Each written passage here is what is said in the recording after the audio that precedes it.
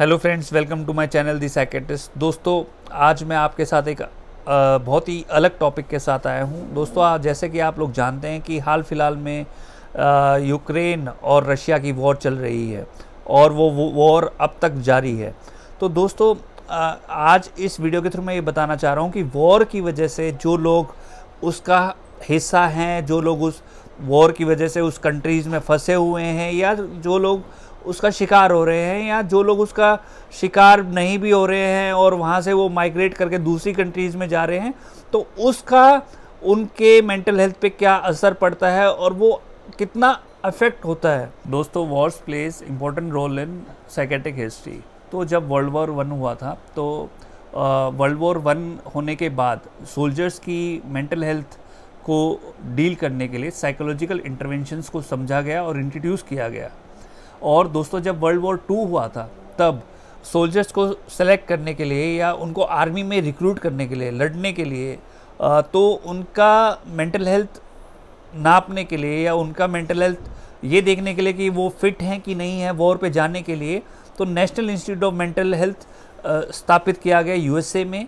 War has catastrophic effects on health and wellbeing of the Nations.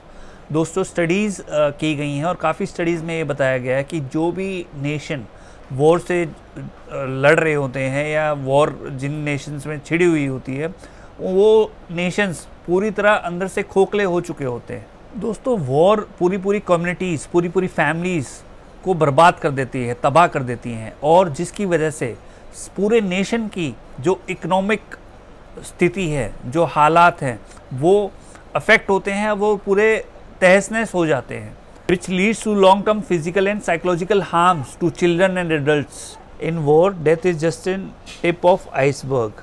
उसकी वजह से और भी बहुत सारे नुकसान होते हैं, जैसे कि पोवर्टी, malnutrition और बहुत सारी साइकेट्रिक इलनेस, साइकोलॉजिकल इलनेस, जो कि डर के रूप में, फियर के रूप में जन्म लेती हैं। दोस्तों, अकॉर्डिंग टू WHO, जहाँ पे भी ये वॉर्स हो रहे हैं या जिस भी नेशंस में ये वॉर हो रहे हैं, उसकी वजह से 10% लोग of the total population will suffer through serious mental illnesses because of those traumatic events faced while they were acknowledging the war. And second, another 10% will develop a behavior which will hinder their daily functioning.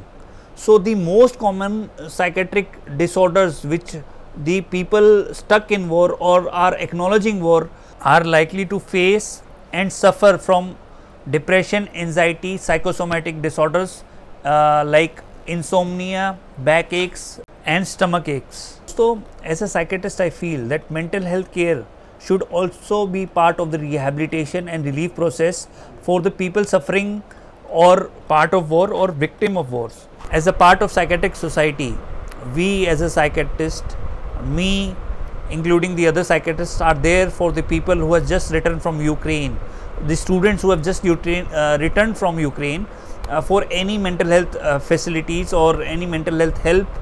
So you can visit us, you can see us, and we are happy to help you. We'll be there for you. So this was my short video on the people suffering from war or who has been victim of the war, and what had been the mental trauma they might have suffered from the war if whenever they are back in India.